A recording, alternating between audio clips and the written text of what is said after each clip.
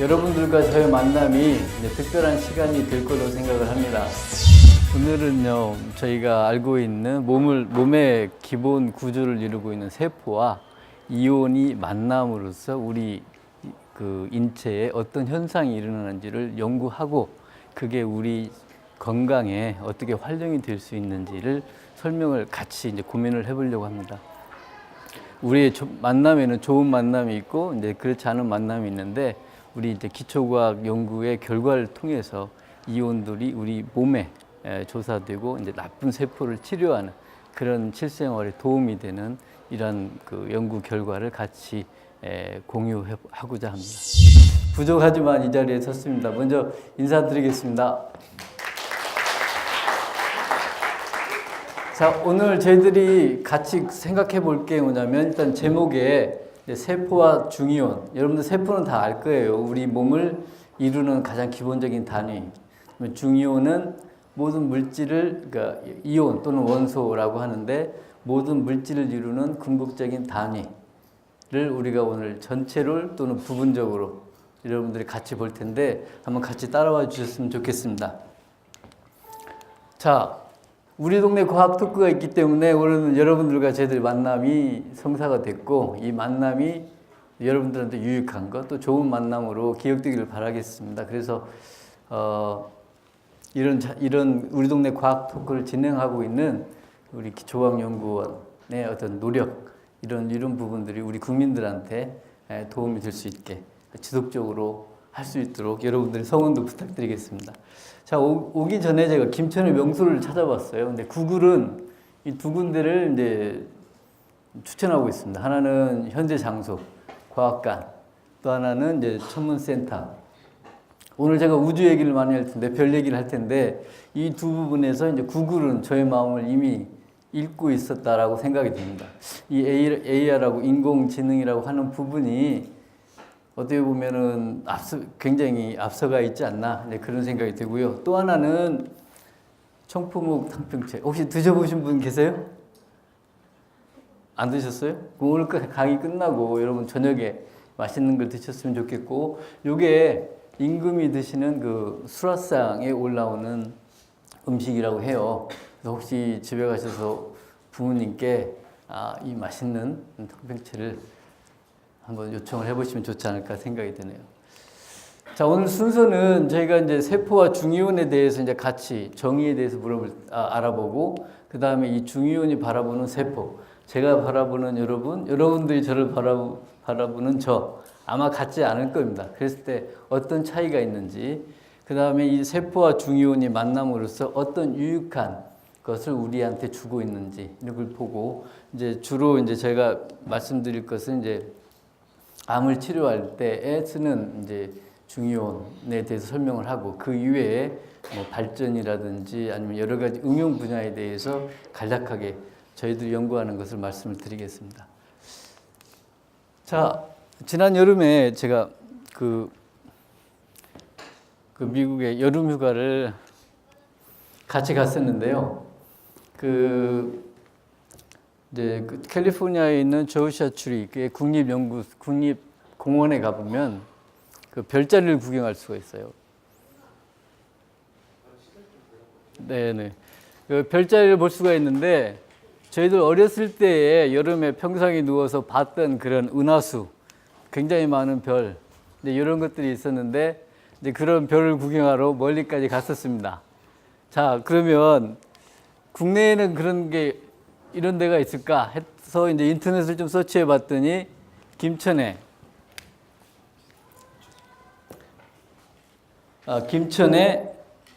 이렇게 볼 수 있는 굉장히 좋은 지역, 그러니까 청정 지역이 이제 김천이지 않느냐 이런 생각을 해봤어요. 그래서 그 은하수가 보이고 굉장히 많은 별들이 보였는데 또 지난 겨울에는 별나라에 어린 왕자께서 왔다 가셨다 이제 이런 자료를 보고 이 김천에 계신 분들은 저보다 더 많이 알고 있지 않을까 해서 상당히 제가 두려움이 많습니다. 또 언제든지 질문을 해주시고 제가 아는 범위 내에서까지만 답변을 드리고 그 이상은 어떻게 보면 여러분들한테 넘길게요. 여러분들이 공부를 열심히 하셔서 저 이상의 어떤 과학을 알게 되면 그게 우리 실생활에 도움이 되지 않을까 생각을 해봅니다. 자, 여러분들 하나 질문을 드려서 답변을 하시면 저기서도 선물을 주고 저도 초콜릿을 준비해 왔어요. 초콜릿을 드릴 테니까 긴장하시고 손을 들고 표해 주십시오. 말씀하지 마시고. 그러면 제가 기회를 드리겠습니다. 자, 첫 번째 퀴즈예요. 그 어린 왕자가 살고 있는 별의 행성의 이름. 네, 안기부님. 네, 정답 맞았습니다. 예. 앞에 나오셨습니다. 자, 이제 행성과 이제 그 항성에 대해서는 조금 이따 이제 말씀드릴 텐데, 예, 맞습니다. 책 잘 읽으셨네요. 자, B612였습니다. 네. 그래서 어린 왕자가 별 얘기를 해줄 텐데, 저도 약간의 별 얘기를 해드리고, 그게 우리가 궁극적으로 알고자 하는 세포와 원소와의 관계를 관심적으로 볼게요. 자, 일단 우리가 실제 볼 수 있는 그 육안으로 볼 수 있는 영역에서부터 이제 전체 큰 스케일로 가고 그 다음에 우리가 육안에서부터 다시 이제 국소적인 미소 영역으로 갈 거예요. 그래서 일단 우리가 이제 그 인지하기 좋게 우리가 눈으로 관찰할 수 있는 부분부터 시작을 하겠습니다. 자, 우리가 이제 스케일을 이제 그 여기에 있는 박스는 요 10cm, 이제 10-1승 메타는 10cm예요. 10cm에 지금 이제 페이퍼 플랜트라고 하는 그 종이를 만드는 나무의 나뭇잎을 보고 있습니다. 그러면 우리가 일상적으로 육안으로 줄기와 잎을 볼 수가 있죠. 그것을 좀 더 멀리 가서 보면, 좀 더 위에 가서 보면 이제 많은 나무의 그 잎사귀를 볼 수가 있고, 좀 더 높이 올라가면 이제 숲과 이제 건물을 볼 수가 있어요. 그 100m 정도 건물 위에 올라가서 보면 이제 그 영역을 볼 수가 있고, 그 다음에 이제 10의 4승 밑에면 10km 정도, 이제 비행기 타보셨겠지만, 비행기에 앉아서 창밖을 보게 되면 도시 전체를 볼 수가 있고, 그 보면 자세한 내용은 볼 수 없지만, 이제 숲이다, 건물이다, 이 정도만 육안으로 이제 구분이 가능하게 되죠. 이제 뭐 참고로 이제 비행기 속도는 이제 자동차 속도의 한 10배 정도의 빠른 속도로 이제 움직이고 있다라고 보시면 되는데, 어쨌든 10의 4승 메타는 비행기 정도의 높이다.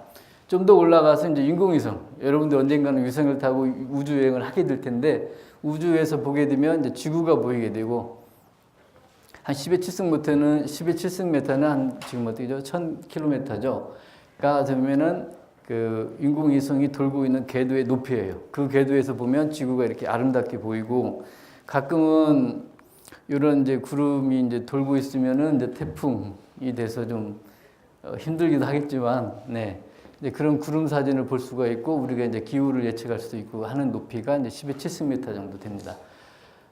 굉장히 이제 빠른 속도로 위성이 돌고 있고, 위성은 이제 정지 궤도는 지구가 한 바퀴 돌 때 위성도 같이 한 바퀴 돌아요. 그래서 계속 같은 자리만 보는 정지 궤도고, 그것보다 낮은 데는 더 빨리 돌까요? 천천히 돌까요?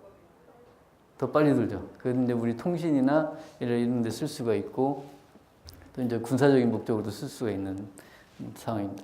좀 더 올라가 봅시다. 올라가 보니까 지구 보이죠? 지구만 다 보이는데, 우리 지구하고 가장 가까운 별이 뭐예요?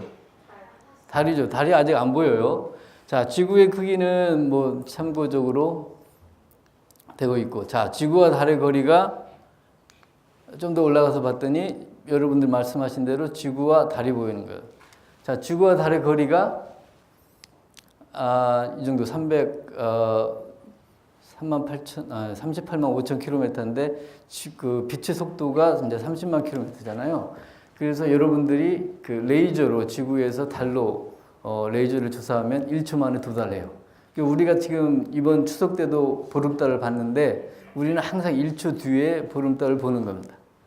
빛이 가는데 1초 정도 걸리기 때문에. 자, 우리가 달에 이렇게 소리를 질러서 메아리를 듣게 되면 2초 후에 듣게 되는 거죠. 네, 그래서 지구와 달의 거리는 그 정도 거리다. 자, 좀 더 올라가 봅시다. 올라가 보면은 이제 어떻게 해요? 태양계, 태양을 중심으로 돌고 있는 위성이에요, 행성이에요? 네?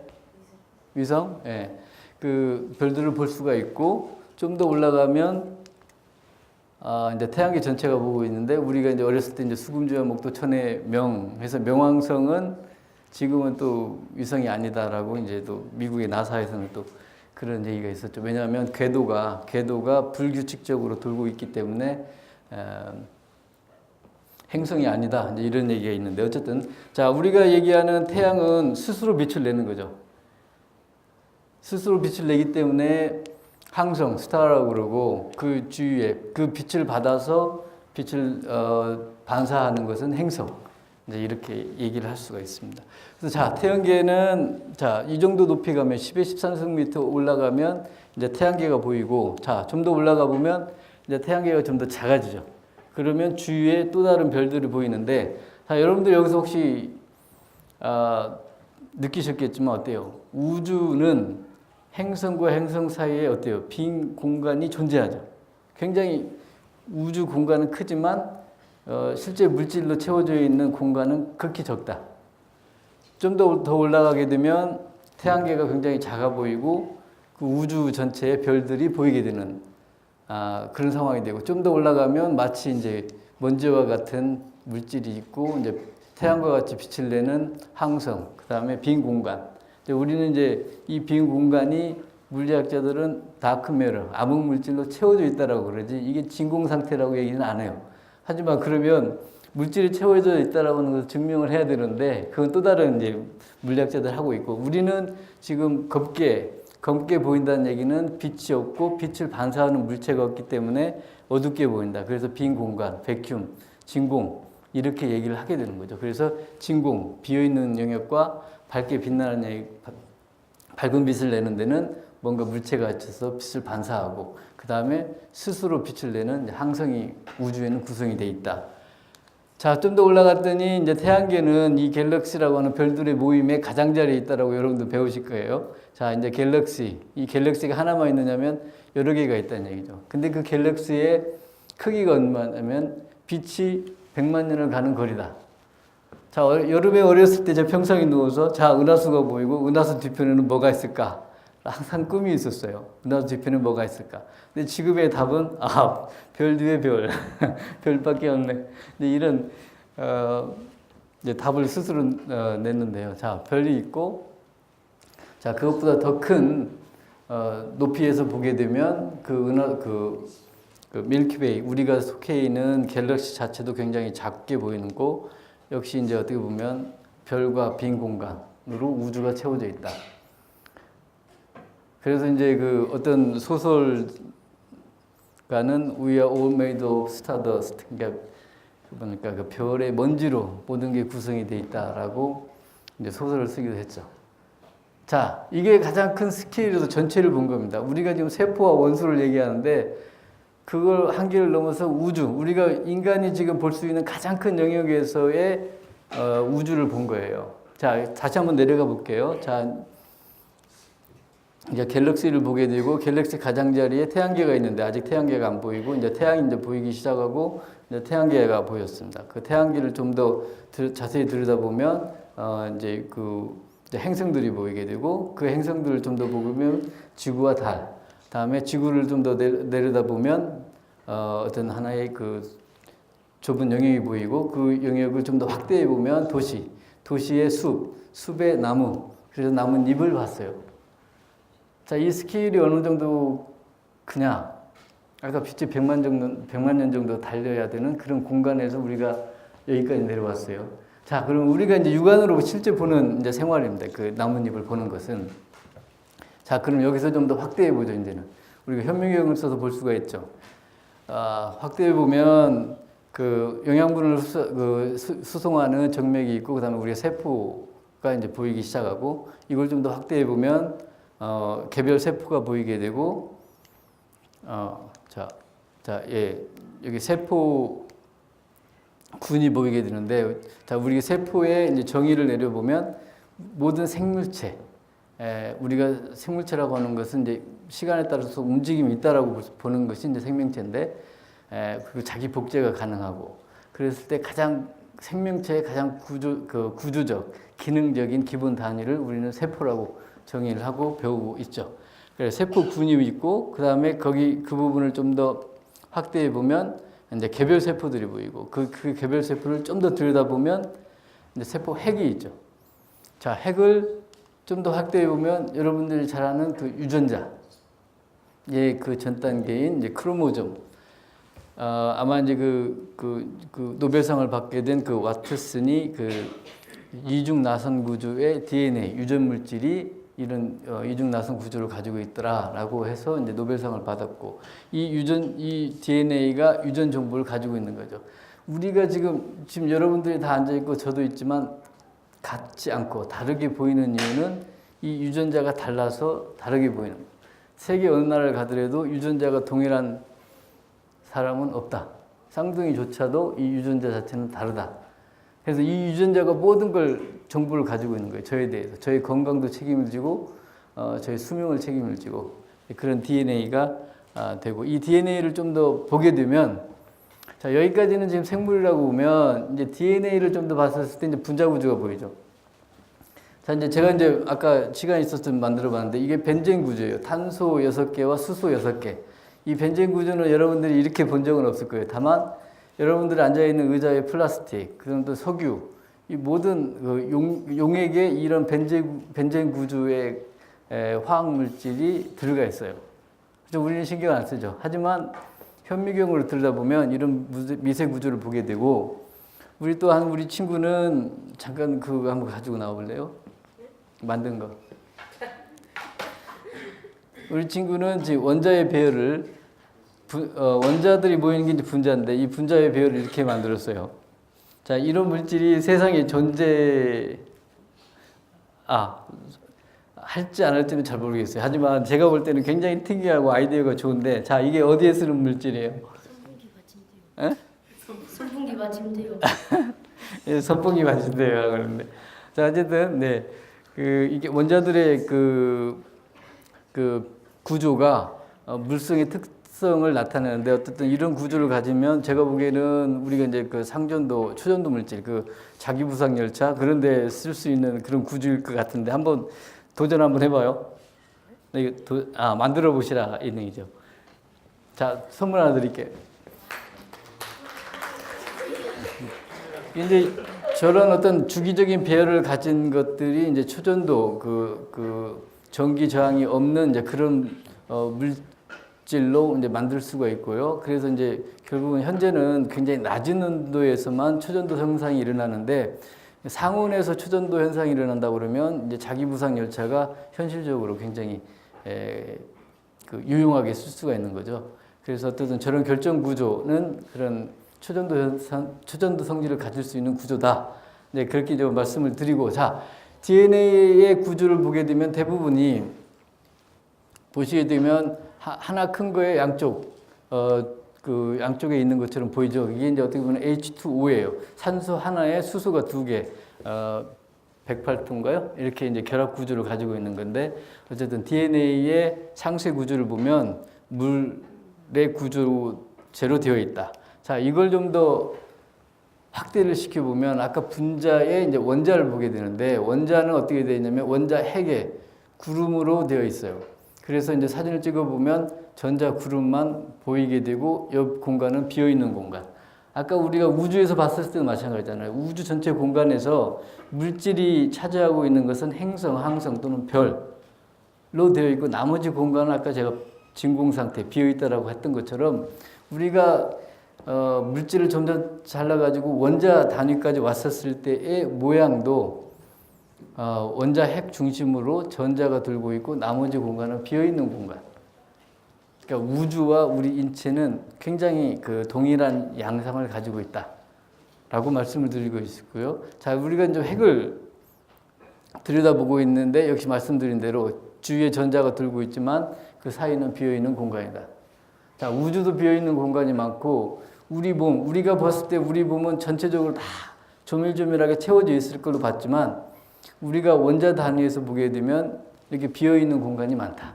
왜 이런 얘기를 하는지 조금 이따 설명을 다시 한번 드릴게요. 자, 원자를 봤더니 이제 원자에는 그 양성자와 중성자, 핵으로 구성이 되어 있다라고 이제 과학자들이 여기까지만 할게요.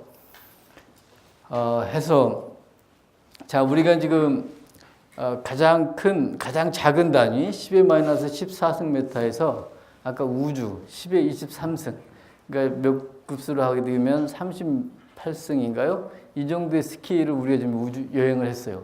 우주에서부터 우리 인체의 가장 작은 단위 원자에까지 여행을 하게 됐는데, 우주와 우리 그 몸을 이루고 있는 세포 원자의 그 구조적인 그 특성은 우리가 다 채워져 있는 공간으로 생각하지만 굉장히 많은 부분은 텅 빈 공간이다. 우리 몸이 텅 빈 공간들이 어떻게 해서 우리 몸을 이루고 있는지, 이런 것들이 과학자들이 지금 하고 있는 것들이죠. 자, 다시 한번 이제 그 정리를 하게 되면, 우리 사람의 몸에서 일부를 발치해서 거기에 세포가 있고, 세포 안에는 세포 핵이 있고, 핵에는 염색체, 그 다음에 거기에 DNA가 있고, DNA는 분자의 구조로 되어 있고, 분자는 원자로 되어 있고, 그 밑에는 이제 하지 않더라도요. 자, 오늘의 주제는요, 우리가 이 원자 또는 이온, 원소가 이 세포를 봤었을 때 어떤 만남이냐, 이것을 지금 보고 있는 거예요. 자, 그렇다면 우주와 우리 생체와 모든 물질은 원소로 구성되어 있다. 가장 기본적인 단위는 원소다. 그러면 이 우주 또는 지구에 몇 가지 원소나 있을 것 같아요? 질문. 지구에 존재하는 원소는 몇 가지일 거라? 혹시 아시는 분? 예? 자, 우리가 알고 있는 원소 혹시, 자, 수소. 우리가 물을 이루고 있는 것은 수소와 산소로 되어 있죠. 그래서 수소, 그 다음에 여기 산소 해서 수소부터 해가지고 가장 무거운 원소가 우라늄. 이제 우라늄은 이제 원자력 발전소에 쓰는 원료 물질인데, 지구에 존재하는 것 중에 가장 무거운 원소는 우라늄. 이제 우라늄이 이제 92번이에요. 그래서 92개의 원소로 구성이 되어 있다.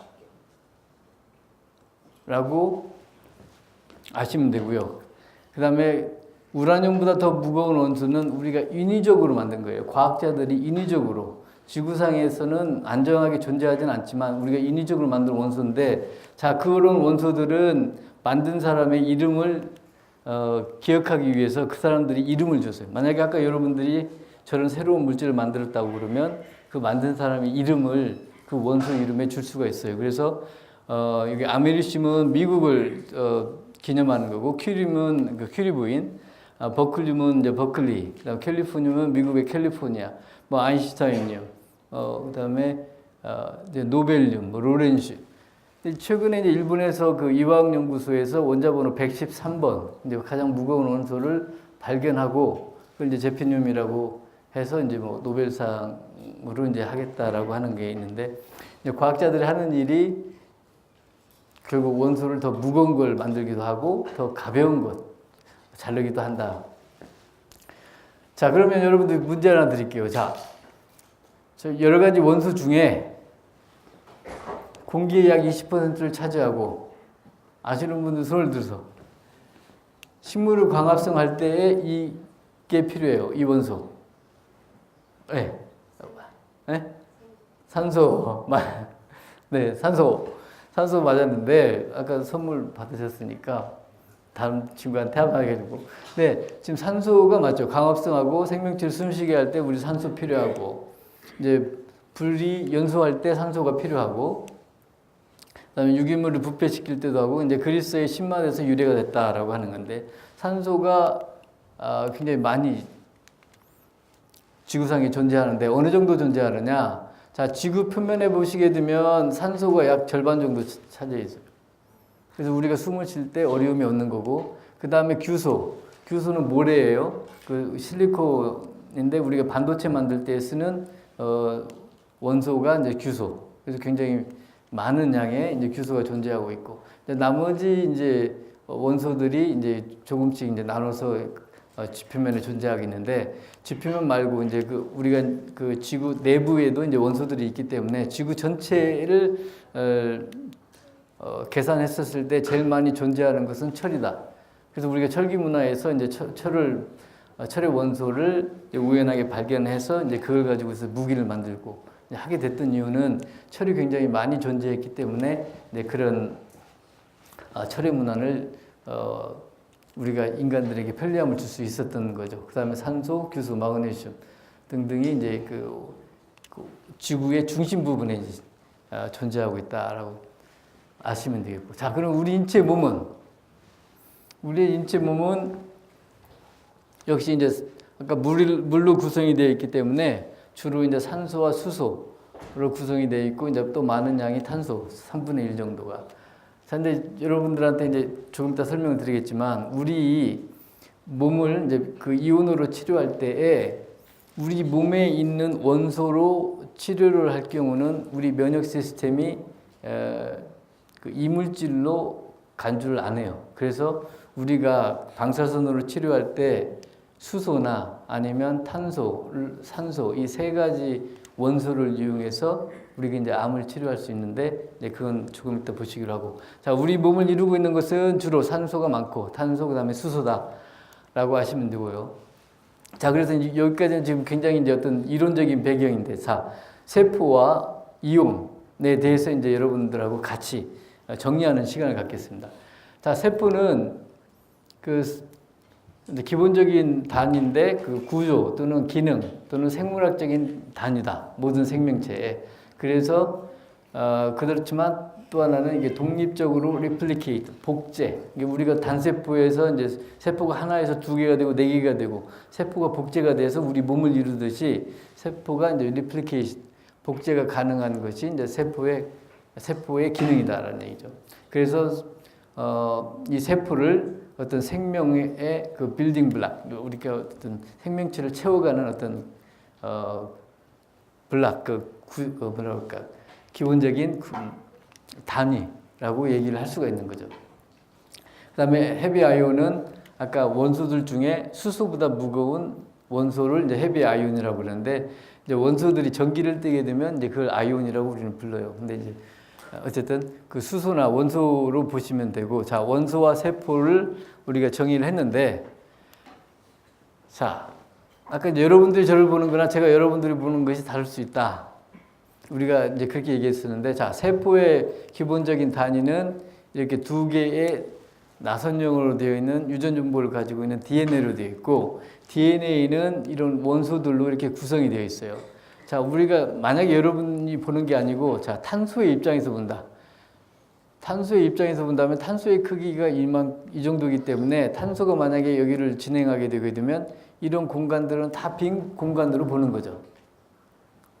그죠? 아까 우리가 우주 여행할 때처럼. 그렇기 때문에 마치 탄소가 우리 몸을 보게 되면 구멍이 뻥뻥 뚫린 수세미로 볼 거라는 얘기죠. 여러분들 저거 그렇게 보여요? 아니죠. 그렇지만 이온이 볼 때는 우리 몸이 이렇게 형편없이 구멍이 뻥뻥 뚫렸어. 다만 피가 나오지 않고 피를 막아주는 이제 그런 크기겠죠. 하지만 땀은 나올 수 있게 되겠죠. 왜냐하면 우리 운동하게 되면 땀이 나오니까. 예. 땀은 이제 결국 물이니까 물보다는 이게 크겠죠. 그렇지만 혈액은 헤모글로빈이나 이런 것들은 굉장히 큰 분자, 아까 저 정도로 큰 분자이기 때문에 여기를 빠져나올 수가 없어서 우리가 이제 피가 밖으로 나오지 않는 거죠. 하지만 상처가 나면 큰 홀이 생기는 거니까 이제 그건 또 다른 얘기고. 자, 그렇기 때문에 우리 이제 과학자들이 그 이온 빔으로 이제 나쁜 세포를 어떻게 하면 죽일 수 있겠는가를 이제 연구를 했는데, 그게 이제 미국의 이제 로렌스라고 하시는 분은 자기 어머님이 이제 암에 걸렸고 그 암을 치료할 수 없다라고 하는 이제 그런 그 의사의 이제 판단을 받았어요. 그래서 그 자기가 과학자인데 한번 자기 어머니를 치료해 보겠다 해서 이제 이런 이온 비음을 가지고서 만약에 암세포에다가 조사하게 되면 암세포가 죽을 거다라고 하는 이제 그런 실험을 하게 됐죠. 세포의 기능이 약간의 상처를 받고 끊어진 것들은 리페어가 된다. 금방 수리가 돼요. 하지만 많은 양이면 죽는다. 살거나 죽거나 하면 좋은데 그렇지 않은 세포들이 있어요. 그렇지 않은 세포들은 돌연변이가 돼서 우리가 얘기하는 이제 암세포가 된다든지 그렇게 되는 거죠. 방사선만이 이렇게 되는 건 아니고 우리가 이제 뭐 담배를 피든 술을 마시든 그런 화학적인 거든 스트레스건 우리 DNA는 굉장히 그런 변형을 받게 되고 작은 변형은 복구가 되겠지만 그렇지 않은 것들은 어설프게 복구가 된 것들은 암으로 진전을 하게 되는 거죠. 자, 이 암세포를 처음으로 발견한 사람은 기원전 400년 전에 그리스의 그 물리학자 히포크라테스. 처음으로 이제 암세포를 봤는데 이 모양이 개의 모양을 닮았다 해서 영어로 캔서가 우리는 이제 크레버로 알고 있지만 개의 모양이에요. 개의 이름이에요. 그래서 어느 이제 유치원에 갔더니 그 유치원 반에 뭐 캔서 반, 슈림프 반 뭐 이렇게 있는데 그래서 이제 캔서라고 하는 이제 그런 게 있길래 이제 선생님을 불러서 캔서보다는 뭐 크랩이든 어떤 다른 명칭으로 썼으면 좋겠다라고 얘기해 줬는데 어쨌든 처음에 이제 암세포를 봤었을 때 이 개와 같은 뭐죠 다리 같은 이제 혈관이죠. 조금 더 암세포의 특징을 보겠지만 그런 개의 모양과 같은 모양을 보고 캔서라고 이름을 처음 줬어요. 자, 그러면 아까 이제 암에 대해서 이제 언급하게 됐는데 이 암세포가 왜 우리 현대인에게 문제냐? 골치 아픈 골칫거리죠. 이유가 발생의 원인을 모른다. 발생의 원인을 모른다는 얘기는 여러 가지 가능성이 있다는 얘기죠. 뭐 술, 담배, 아까 얘기했던 방사선 아니면 뭐 화학적인 거, 또 이제 음식이든 뭐 스트레스, 뭐 이런 여러 가지 원인으로 암이 발생되기 때문에 정확하게 발생의 원인을 모른다. 하지만 암세포가 생성이 되면 이제 고통이 찾아온다. 그 다음에 또 하나는 이 치료를 해도 재발이 된다.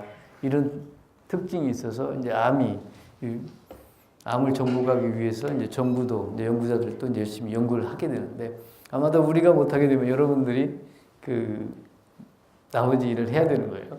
자, 그래서 암세포의 특징이 뭐냐?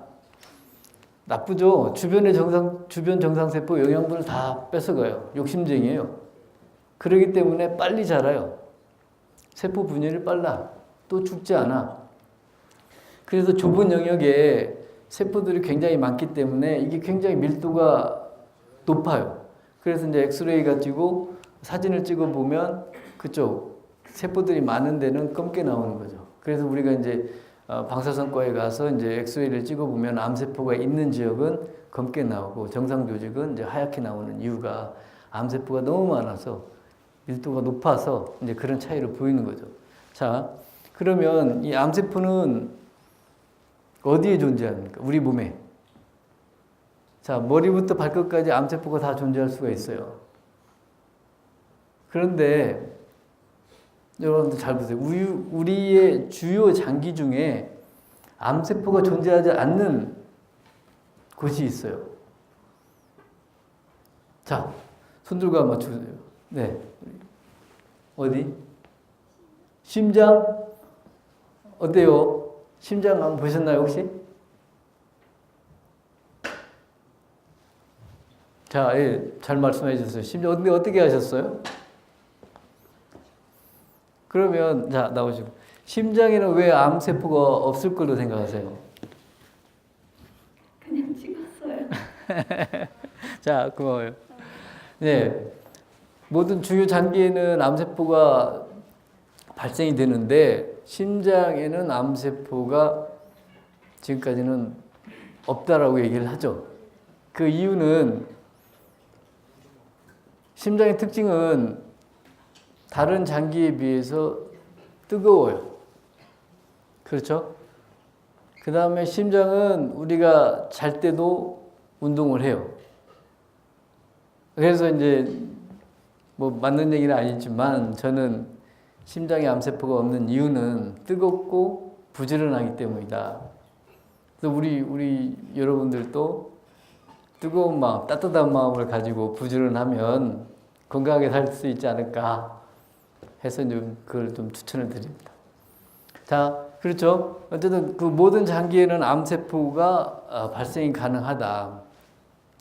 자, 그리고 이제 우리가 이제 정상과 이제 환자에 있을 때 암세포가 욕심이 많기 때문에 여기에 영양분이 굉장히 많이 쏠려요. 아까 암세포의 특징 중에 하나가 욕심이 많다죠. 욕심이 많은 게 영양분을 많이 가져가는 거예요. 그러면 우리 몸에 영양분이 어디로 많이 가느냐? 특이하게도 이쪽으로 많이 가더라. 그러면 여기에 암세포가 자라고 있다라고 이제 판단을 하게 되는 거죠. 그리고 정확한 것은 이제 조직 검사를 하게 되지만 일단 암세포가 있는지 없는지는 이 영양분의 분포를 보고 알 수가 있다. 그러면 이 영양분의 분포를 우리가 몸에 들어가지 않고 어떻게 알 수가 있을까요? 자, 이제 스티브 잡스 얘기가 나왔는데 진짜 췌장암에 그래서 이제 사실은 췌장암이 굉장히 치료하기 어려운 이제 그런 암 중에 하나인데요.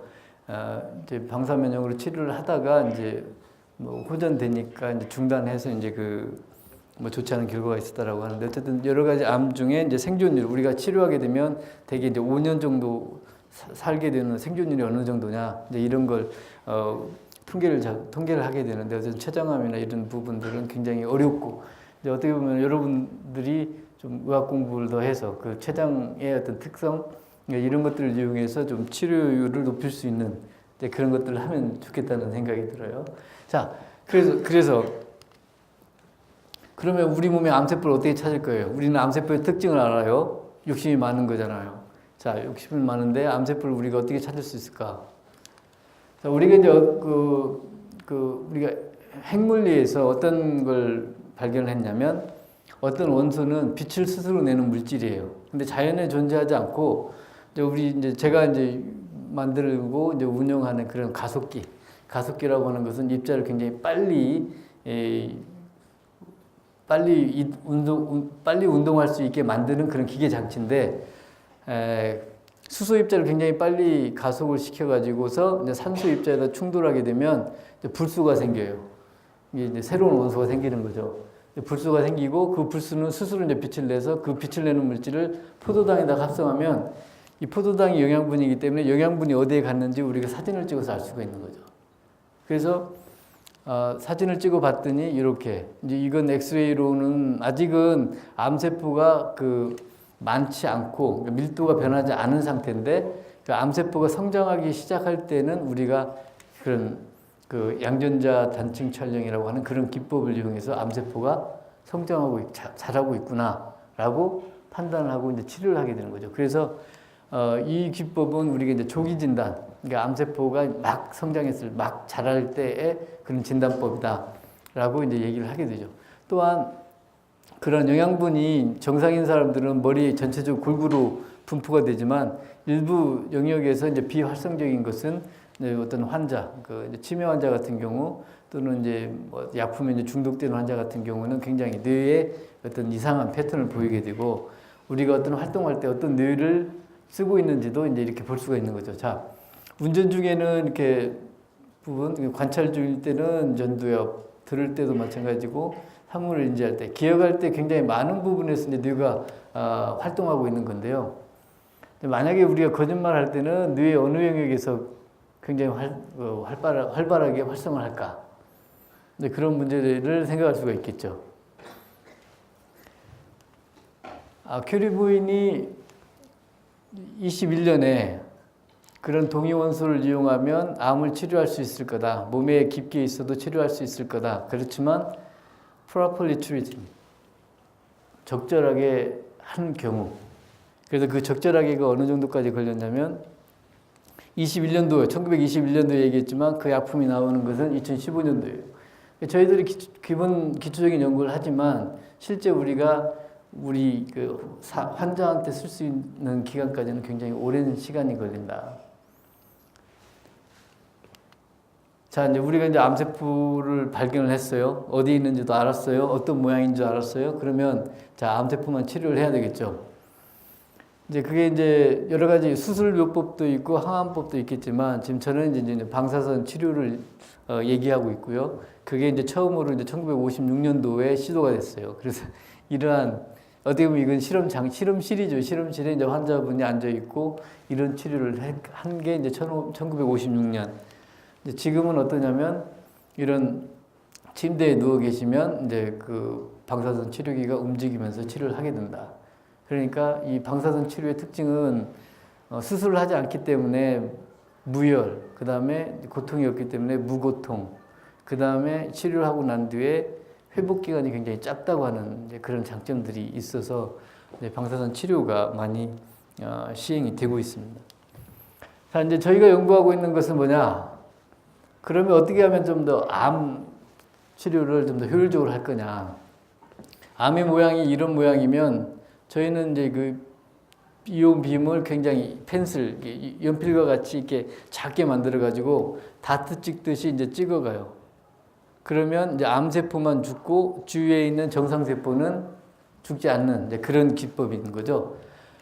그런데 이제 중요한 것은 이게 피부고 여기 이제 암세포가 몸 안쪽에 있다고 그러면 이온빔이 지나갈 때에 이 정상 조직은 영향을 주지 않고 이 암세포만 죽여야 되잖아요. 자, 그게 가능할까요? 원소가 지나가는데 원소가 지나가는 궤도의 앞부분은 풍선을 터뜨리지 않고 암세포만 터뜨린다. 어떻게 가능할까요? 자, 답이, 예, 여기 선물 받아가세요. 저기 답을 뭐라고 했냐면 굉장히 빨리 움직이면 풍선이 터지지 않고 갈 거다 이거죠. 자, 이제 거의 비슷한 얘기예요. 비슷한 얘기. 자, 여러분들 혹시 유행이 굉장히 빨리 지나가 버린 것들은 우리가 따라서 안 해. 하지만 유행이 적절한 우리 생활 패턴하고 비슷한 시간이 됐을 때는 우리가 따라서 하잖아요. 굉장히 빨리 지나가면, 제가 굉장히 빨리 지나가면 여러분들하고 상호작용 안 해요. 이 지금 얘기한 것처럼 처음에는 굉장히 입자가 빨리 지나가기 때문에 세포에 영향을 주지 않아요. 어느 적게밖에 주지 않고 점점 가다가 늦어지면 어떤 멈추기 전에 굉장히 많은 에너지를 방출하는데 그때 그 암세포만 죽인다. 자, 우리가 말씀드렸지만 그 기초과학 하는 사람들이 이온하고 세포하고의 그런 상호작용, 인터랙션들을 이해를 했기 때문에 이것을 우리가 암 치료하는데 적용을 한 거거든요. 이런 기법들, 여러분들이 계속해서 새로운 현상을 발견했을 때 이게 결국 인류에 어떤 도움이 될 수 있겠는가, 어떻게 응용이 될 수 있겠는가. 이제 결국은 이 과학자들이 하는 일들이 그렇다라는 거고요. 이게 썸머리니까 일단은. 자, 그 이외에도 저희들이 이제 그 우주가 생성이 어떻게 됐느냐. 자, 우주가 계속해서 팽창해 가기 때문에 자, 시간을 0으로 돌리면 우주는 어떤 한 점에 있었을 거다라고 하는 게 이제 빅뱅인 거죠. 우주가 생성될 때는 한 점에 있었고 그게 펑 터지면서 우주는 계속 팽창해 간다. 증거는 하나밖에 없어요. 우리가 지금 현재 보니까 우주가 계속 팽창하더라. 행성하고 행성 사이 거리가 멀어지더라. 그럼 타임머신 타고 뒤로 가면 한 점에 있었을 거다라고 하는 게 과학자들의 이론이지 실제 빅뱅이 있었는지는 계속해서 연구를 하고 있는 겁니다. 저희들이. 자, 그래서 이제 입자들을 충돌을 시켜서 새로운 원소를 만들기도 하고 그러는데 중세에 있는 연금술자들이 마법을 한다든지 화가를 한다는 사람들이 새로운 원소를 만들려고 했었죠. 불로장생, 해리포터에 나오는 불로장생 돌을 만들려고 했었고 화가로는 불가능해요. 오로지 물리에서만 가능해요. 네, 너무 자랑했나? 자, 우리가 지금 대전에 건축하고 있는 가속기의 모양이 이렇습니다. 오늘 또 터널을 많이 지나왔는데 이 터널 안에 이런 거대 장치를 우리는 1km 정도의 길이의 이런 가속기를 만들게 되는데 이제 조감도는 이렇고요. 자, 그 다음에 이제 암 치료뿐만 아니고 중이온을 가지고서 새로운 그 종자의 꽃 또는 이제 식물이나 아니면 벽 뭐 이런 것들을 만들 수가 있어요. 이게 이제 돌연변이에요. 죽거나 살거나가 아니고 돌연변이 된 것들이 새로운 형질을 나타내는 게 유전자 형질을 나타내는 것들이 이제 육종. 근데 먹는 거에 하기에는 이제 여러분들 뭐 GMO나 이제 그 또 유전자 조작 뭐 이런 부분들에서는 논란이 있긴 하지만 어쨌든 꽃이나 이런 것들에는 지금 현재 상업화가 되어 있어서 진행이 되고 있고요. 자, 원자력의 또 하나는 우리가 쓰고 있는 전기를 이제 생산하는 게 우리한테 굉장히 많은 혜택을 주고 있는데, 자, 우리는 그 원자 핵반응에 의해서 나온 열을 이용해서 이제 증기를 만들어서 증기가 터빈을 돌리고 터빈이 이제 전기를 만드는 거예요. 이제 화력발전소도 마찬가지죠. 우리가 이제 보일러 같은 이제 가스나 뭐 이런 걸 태워서 물을 증기 만들어서 터빈을 돌려서 전기를 만드는 거고, 태양력은 햇빛을 이용하는 거고, 오다 보니까는 굉장히 큰 태양전지 저희가 있더라고요.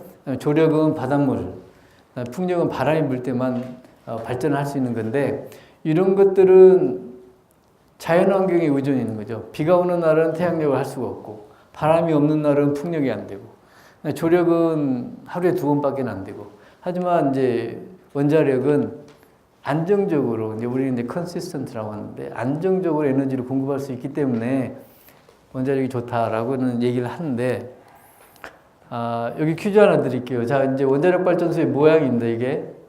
그 다음에 이제 보령에 있는 화력 발전소의 모양. 자, 발전소의 특징. 여러분들이 보고 있는 슬라이드 중에 이 발전소의 공통점, 네. 바닷가에 있다. 왜 바닷가에 있을까요? 네? 그러죠. 열 때문에 식히려고. 그렇지만 이 바닷물을 가지고서 그 원자로를 식히는 건 아니에요. 그러니까 원자로에 돌아가는 물과 바닷물을 식히는 물은 이온화가 되어 있어서 서로 섞이지 않다. 이제 그것만 알아계시고, 어쨌든 바다 근처, 물 근처에다 발전소를 짓게 된다. 그렇지만 이 원자력이라고 하는 것이 평화적으로 이용할 때의 발전인 거고, 이제 좋지 않은 목적으로 사용하게 됐을 때는 굉장히 우리 인류의 재앙이 될 수가 있는 거죠. 과학기술이 우리한테 혜택을 줄 수도 있지만 우리한테 위험을 줄 수도 있다. 역시 자동차, 우리 과학기술로 만들었지만 사고가 많고 또 사람들도 많이 이제 죽고, 그렇지만 자연적으로 태풍이 온다든지 가뭄이 온다든지, 이제 불 같은 경우에는 어떻게 보면 자연일 수도 있고 인일 수도 있고, 슈퍼박테리아는 인간들이 실험을 하다가 만든 박테리아가 많은 사람들에게 영향을 줄 수도 있고, 자연이든 인위적이든 우리가 어떻게 쓰느냐에 따라서, 과학자들이 어떤 마음을 갖느냐에 따라서 우리한테 도움이 될 수도 있고 해가 될 수도 있다. 그래서 이제 간디 같은 경우에는 여러 가지 사람들의 미덕 중에 이 과학자는 인간성, 윤리성이 중요하다. 혹시 여러분들 중에 과학자가 꿈이라면 참 좋은 사람? 하여튼 인류를 위해서 좋은 일을 하겠다라고 하는 그런 생각을 가진 사람들이 과학을 해야 된다. 왜냐하면 과학에는 이면성이 있기 때문에 생각을 합니다. 자, 이제 여기까지 사실은 이제 우주에서부터 이제 세포를 지나서 원소까지 봤어요. 그 공통점은 빈 공간이 굉장히 많다. 우리가 우주 여행을 할 때도 빈 공간을 여행하지만 원소들이 우리 인체 여행할 때도 빈 공간을 여행을 한다. 하지만 우리가 그러한 현상을 이용해서 우리 실생활에 암 치료한다든지 발전을 한다든지 아니면 새로운 산업을 만든다든지, 아까 이제 새로운 물질을 만들 때도 사실 쓰죠. 여러 가지 이제 과학자들의 목적은 이런 세포나 원소의 기본적인 상호작용을 이해하고 이런 것들이 우리 생활에 어떤 이익이 되고 혜택이 되고 하는 것들을 연구하고 노력하는 사람이 과학자다. 그래서 자기보다는 우리 이웃을 생각하고 우리 사회를 생각하고 인류를 생각하는 사람들이 과학자가 되어야 되겠다라고 생각을 합니다. 자, 게임 좋아하시죠? 진화할 때 우리는 앉아서 직립하는 게 진화예요. 그렇죠? 여러분들이 게임을 너무 많이 한다고 그러면 진화의 반대 방향으로 가는 거니까 게임은 적당하시고, 우리가 인류를 위해서 어떤 걸 할 수 있을지 고민하는 이제 그런 우리 친구들이 됐으면 좋겠습니다. 자, 오늘 여러분 장시간 제가 얘기했는데, 이제 질문이 있으면 이제 질문을 받도록 하겠습니다. 그 우주 사진을 어떻게 찍으시는지 궁금해서. 우주 사진은 이제 제가 이제 전공은 아니어서 정확하게 이제 답변은 좀 어렵겠는데, 우리가 이제 우주에서 오는 빛은 우리가 사진을 찍는 것은 가시광선을 찍는 거거든요. 그래서 이제 빨주노초 파남보를 이제 사진으로 담는 건데, 우주에서 오는 빛은 굉장히 먼 거리에서 오는 빛이기 때문에 에너지가 굉장히 낮아요. 이제 우리가 이제 적외선 또는 이제 우주 방사선 이제 이런 것들인데, 적외선에 반응을 하는 그런 그 카메라 렌즈 같은 게 있고, 그걸 이용해서 찍고, 그다음에 이제 가시광선 같은 경우는 그 아까 우주 천체 박물관, 그래서 이제 허블 만환경 같은 곳으로는 이제 사진을 또 찍게 되죠. 그래서 우리가 볼 수 있는 육안으로 보는 거나 사진은 빛을 반사하거나 만드는 이제 그거 물체의 형상을 보는 건데, 우리가 육안으로 볼 수 없는 굉장히 낮은 에너지도 그런 우리가 개발한 렌즈를 가지고서 찍을 수 있다. 그래서 우주 사진은 대부분 가시광선보다 에너지가 낮은 거기 때문에 그런 렌즈를 이용해서 사용하고 찍게 되고, 최근에 그 중력파라고 하는 이제 그걸 이제 뉴스에도 나오겠는데, 그건 굉장히 낮은 에너지, 다크매러, 아까 암흑 물질에서 나오는 그런 진동하는 물체인데, 이런 것들은 우리가 눈으로 볼 수 없기 때문에 과학자들이 만든 그 어떤 장치를 이용해서 사진을 찍게 됩니다.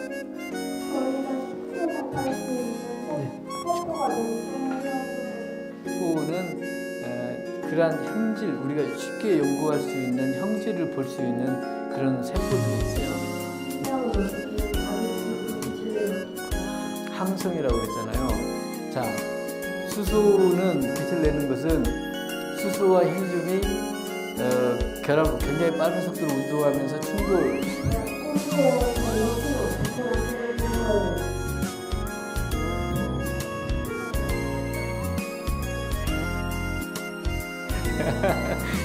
제가 우리 했던데 우리 김천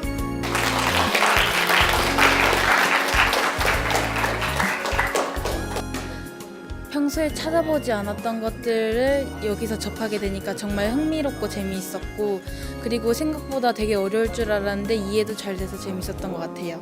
그리고 이런 강연 같은 게 되게 그 사람들이 잘 안 찾아보는데, 이런 식으로 계속 많이 한다면 아마도 사람들도 점점 더 이런 게 익숙해질 거고 많이 보게 될 거고, 찾아보지 않았던 것에 대해서 많이 발견할 수 있을 것 같아요.